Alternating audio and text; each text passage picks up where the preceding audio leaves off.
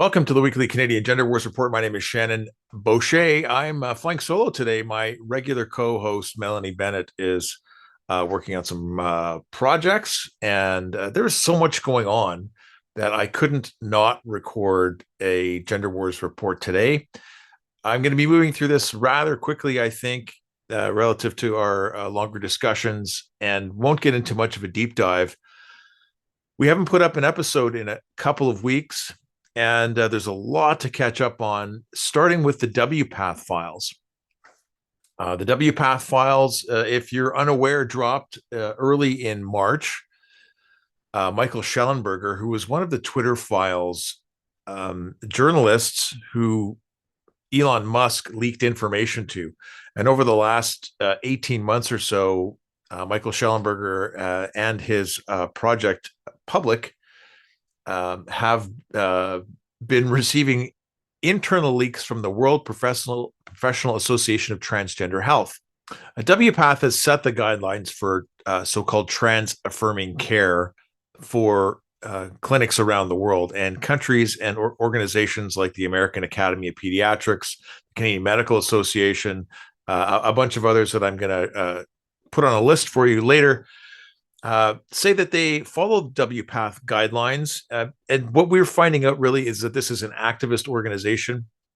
It is self-appointed in its expertise and theory around gender identity.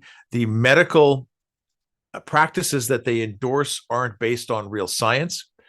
I won't go too deeply into the WPATH report. I am going to share my screen here just to... So this is a long report. It is 75 pages of analysis. The author is Mia Hughes. We know Mia as Crimea River on Twitter, and also by the writing pseudonym Mia Ashton. Mia's been working on this project for Michael Shellenberger since last summer. She actually was a co-host of an early Gender Wars report with Melanie Bennett while I was away, going back in September. She's a friend of the show and a friend of Canadians in the gender critical movement and parents pushing back against these atrocities. And Mia and I have had many conversations about this topic ourselves. Pseudoscientific surgical and hormonal experiments on children, adolescents, and vulnerable youth.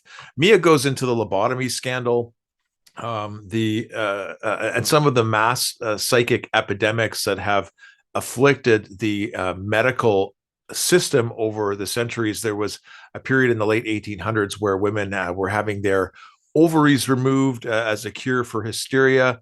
There was, I don't know if Mia touches on this, but there was also hysterectomies, and the origin of the idea of the hysterectomy was to remove hysteria.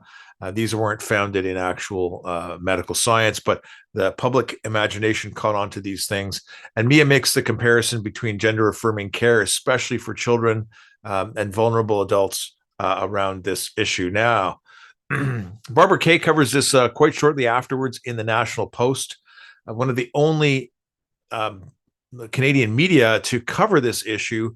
WPATH-affiliated healthcare providers advocate for the destruction of healthy reproductive systems, the amputation of healthy breasts, and the surgical removal of healthy genitals as the first and only line of treatment for minors and mentally ill people with gender dysphoria, eschewing any attempt to reconcile the patient with his or her birth sex. That's what gender-affirming care is. That's a direct quote from Mia in her report. You can find that if you just Google WPATH files and Mia Hughes.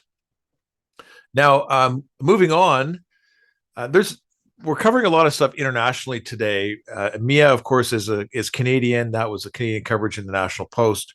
But so much is happening internationally at the same time. It makes me kind of think that there was some strategic release around the WPATH files of other research, and I'm going to cover a little bit of that before I circle back to Canada.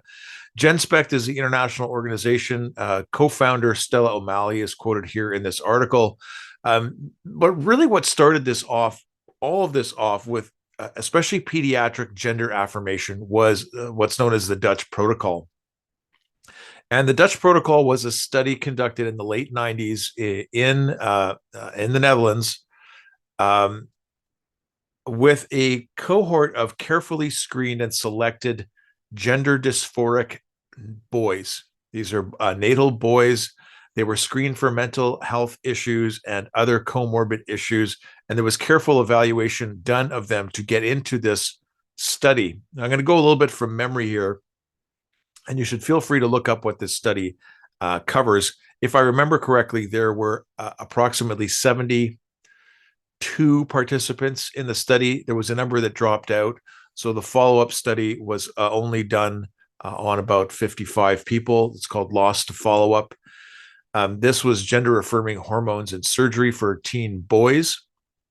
One of the boys in surgery, or as a consequence of surgery, died of the flesh-eating disease, and so there was a fatality rate here of close to 2% in the study.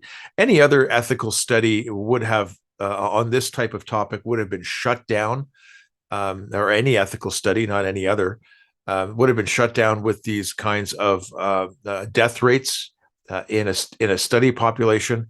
But it was nevertheless justified.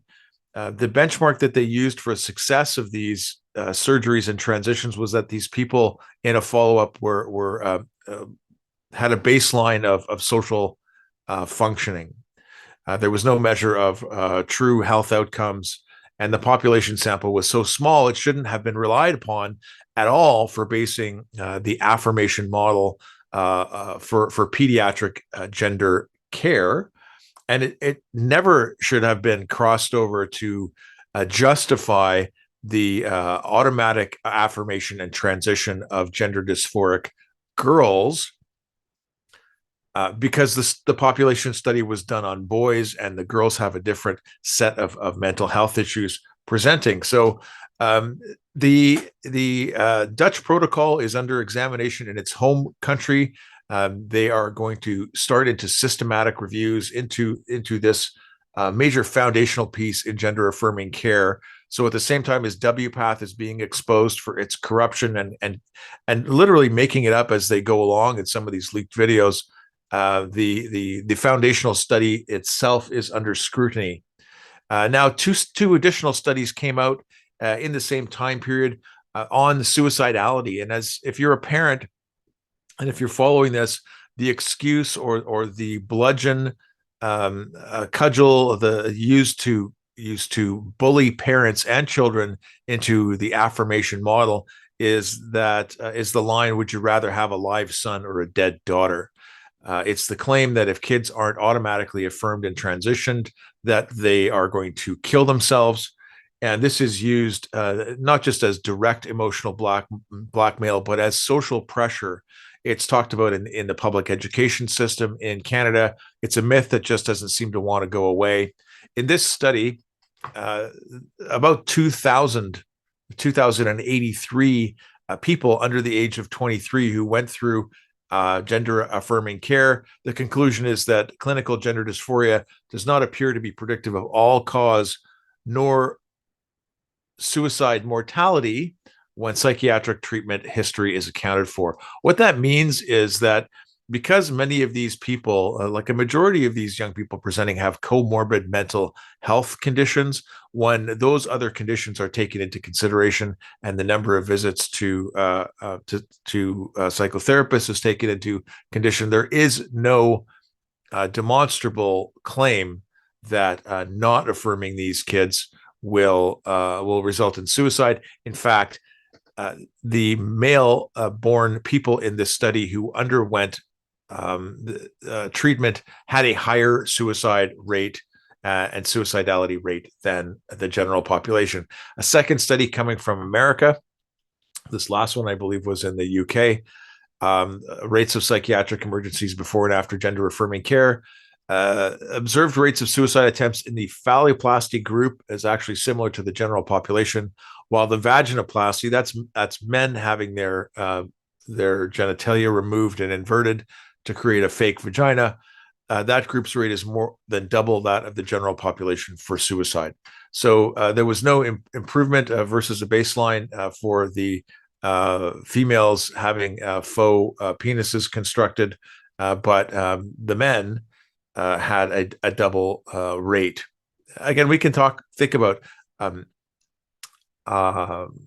comorbid mental health issues here. And we can also think a little bit about what we know about suicide based on biological sex. Women have more propensity towards suicidal ideation, that's thinking about suicide and attempting suicide. Men have a higher rate of success when it comes to that. It's a horrible thing to consider, and the reality is that the about 75% of successful suicides are men. We can see that in this, not really deviating. These biological men who have had surgery are being more successful. Now, it seems like the stories just keep getting bigger and bigger. So we're dispelling myths and we're exposing these frauds. At WPATH this week, the United Kingdom banned puberty blockers. Things have been developing there for a number of years. There was some lawsuits. There was whistleblowers inside the Tavistock clinic, the GIDS, that's the Gender Identity Disorder Services, that was affirming children. There is a lawsuit that's forming a class action, which looks like it would be the largest public liability lawsuit against the United Kingdom in history. More than 1,000 people have signed on to this. There was the CAST review. That was an independent, systematic review by Dr. Hilary Cass, an unbiased examination of the evidence that led to the condemnation and the closure of the Tavistock GIDS clinic. And now an unambiguous statement from the National Health Service in the UK that ends the use of puberty blockers for children. Now, this one is interesting. And as I've talked about this many times, I started the weekly Canadian Gender Wars report to talk about media coverage. And this media coverage comes from the CBC. We're starting to see a little bit from these various Canadian organizations. Now, they didn't report on the WPATH files. So far, the only organization to do that in the mainstream media is the National Post in Canada. But we go to one of the most prestigious and oldest newspapers in the world. This is the Times of London. Quack medicine. The NHS is right to ban puberty blockers. Young lives have been damaged by this life-changing treatment for gender dysphoria. And when they say life-changing, they're not speaking about positive outcomes. Back to Canada, Alberta Premier Danielle Smith was asked about her policy. They're currently gathering information and doing consultations. They expect to be passing laws in the fall around medicalization of children and age limits and school policies and what have you. And she acknowledges rightly that changes and international developments in the kind of studies that we have and in the kind of data that's available, as well as the policies of other countries, is informing proper policy in Canada. It appears that that history is demonstrating that Danielle Smith is on the right side. Now, Canadian news media, again, this is CTV National News. Other news outlets have covered the Angus Reid polling that we got, where 78% of Canadians surveyed were against secret social transitions at schools, for example. This is from Nanos Polling, another major Canadian polling firm. 62% of people have discomfort with allowing kids under 18 to undergo hormone therapy. So that's, coming up on 2/3. But what they don't report is the other section of the wedge that is somewhat comfortable. And I assume that people who are somewhat comfortable are going to have reservations about this issue and qualifications as well. So only about 17%. That fits with numbers from Ipsos Reid as well, who support these things, are in favor and comfortable of youth gender transition. Now, public opinion shouldn't matter here. It shouldn't be so much about politics as it is about science. Unfortunately, the science has been so politicized and captured and co-opted by activists that we really have to find a political solution to this, as some are doing across Canada. I got a note from some of the back channels that that some of the interveners in the Saskatchewan court case have prepared their briefs. I haven't read those briefs yet, but I understand that they've been submitted to Scott Moe's government for their defense of their position in court. Another of these graphs relating to perspectives on gender identity. This is about use of washrooms.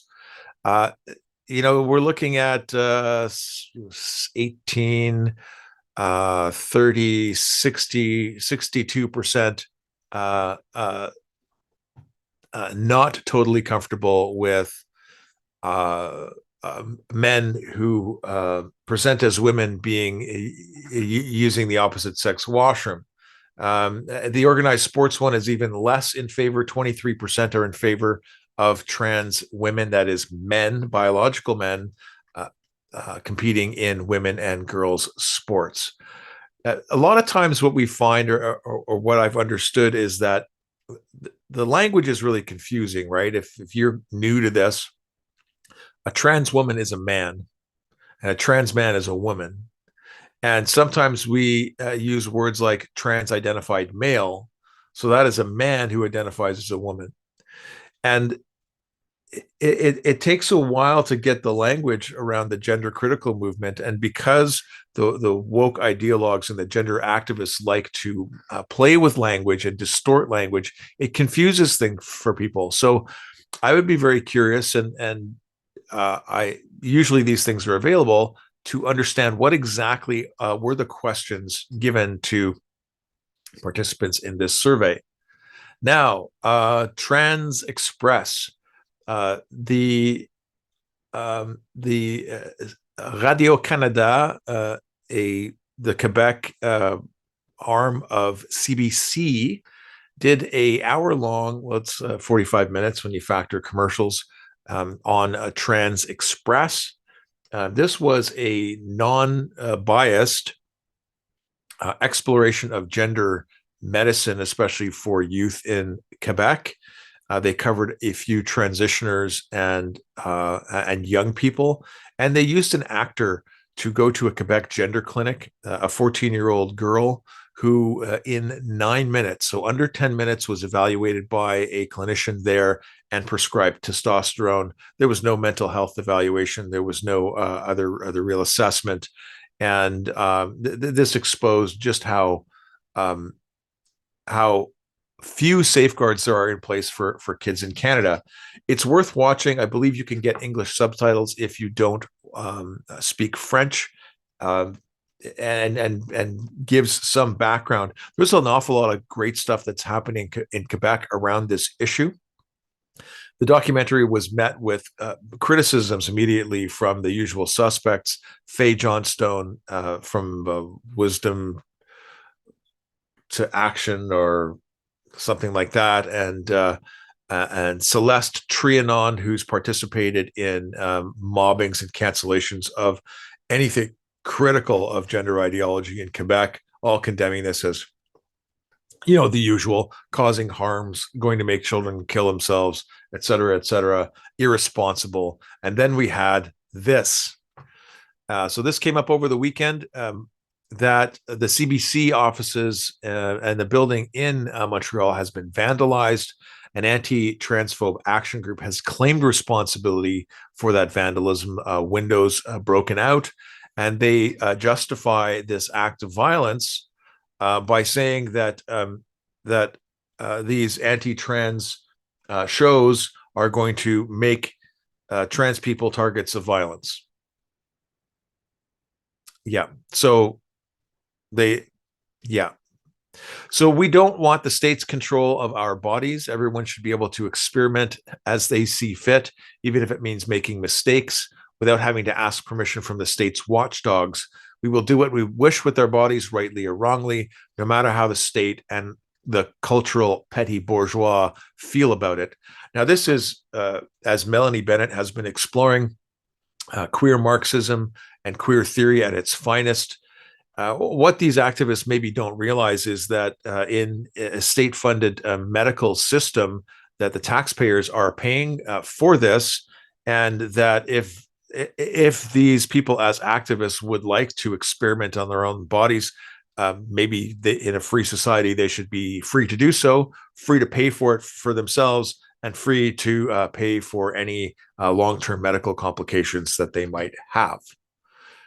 Now, as I mentioned, these people suggest that the coverage and the unbiased coverage, in my opinion, that is being presented to talk about the harms of gender medicalization and the affirmation model, they claim that these are going to lead to violence while committing violence. And of course, not that long ago, we covered this issue that CSIS has warned that the anti-gender movement poses a threat of extreme violence. This is a little, this is clown world or upside down world. What we know is that the violence mostly associated with with gender activism is coming from the trans activists themselves. Last year, a woman in Nanaimo was injured. She had her orbital bone in her cheek broken by a male activist defending this. We've seen violence at protests around the world. Kelly J. Keane being attacked, and these various mobbings. My local member of provincial parliament, Joel Harden, who is suggesting that he's going to run for federal NDP now, and Catherine McKinney, who ran for Ottawa mayor, both of whom whipped up a mob of people in October of 2021 that of about 300 rainbow activists did so to intimidate myself, Billboard Chris, and Chanel Fall when we stood on a public street with signs that said children can't consent to puberty blockers. The real problem here is violence is going to come from the radical left trying to defend their policies. Now, we also had Women's Day in the mix here. March the 8th, I was in Toronto. Melanie and I and a number of others went to the reality-based women's presentation with panelists. Had a chance to meet Amy Hamm and catch up with Eva Kurilova again, who I haven't seen in a couple of years. Megan Murphy was on the panel, and Canadian female weightlifter April Hutchinson. There were others on the panel as well. It was a terrific chance to meet great minds especially from Ontario, but people had come from farther to attend this event. And then on the right-hand side, you can see that March 10th celebrates International Women's Day, Day of Women Judges, in which we recognize the full and equal participation of women in the judiciary. And then 3 days later, Supreme Court says that the word women is too confusing and people should properly be known as a person with a vagina, this regarding a Supreme Court decision in a rape case. Upcoming, so I'm going to land the plane here pretty quick. I mentioned Amy Hamm, had a chance to meet her in person in Toronto. She gave a great presentation. Her hearings, the oral arguments for her hearings are tomorrow. That is March the 18th and 19th, Vancouver time. You'll be able to tune into those. I'm going to live tweet some coverage. I also have access to the artificial intelligence tool that I've been using off and on for the last couple of years. I'm going to run some queries as I'm doing that and post on Twitter about some public sentiment that we can aggregate through using this AI public opinion tool. And we're all wishing Amy good luck. It's been 3+ frustrating years for her, and she really is standing strong in this.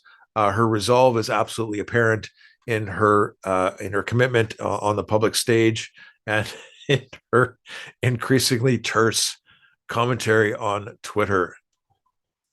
Now, in the Castlegar Nelson district in British Columbia, in the Kootenays, there is an upcoming by-election for school trustee. A school trustee has resigned, and friend of the Parents' Rights Coalition of Canada, PRCOC, Emily Duggan, who's founder of Moms Against the Norm, has been causing problems for trans activists and trans ideologues in the Kootenays for some time now, has stepped forward to run for the public school trustee position.